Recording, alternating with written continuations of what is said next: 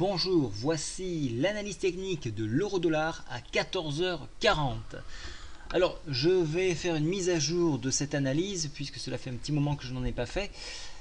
Qu'est-ce que l'on voit? Je vous l'ai marqué, on voit des échecs sur la moyenne mobile 20. Donc on l'a eu le 29 juin, on l'a eu ici et ici le 10 juillet. On l'a eu également le 23 actuellement, c'est en cours. Alors vous voyez que tant que nous ne dépensons pas cette MM20, on ne va pas pouvoir avoir une accélération à la hausse. Donc il faut surveiller ces niveaux ici. Du coup, cela nous fait un barrage oblique que je vous ai tracé en pointillé.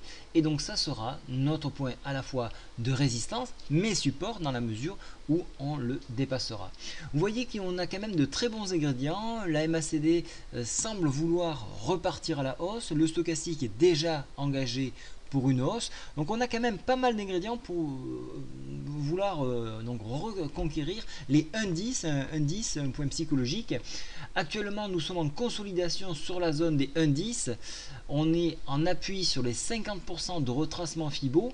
Cela peut être un pullback pour une consolidation pour ensuite repartir à l'assaut de la MM20. Donc surveillez bien le palier des 1,0967. S'il venait à flancher à ce moment-là, on viendrait s'appuyer une nouvelle fois de plus sur la MM7 qui se trouve à 1,0956 et en enfoncement, on viendra chercher un support beaucoup plus solide sur 1,0914. En dépassement, comme je vous l'avais dit, l'oblique qui se trouve à 1,0996 tout proche du contact donc de la MM20 1,1025, nous pourrons nous entraîner donc vers une nouvelle résistance à 1,1085.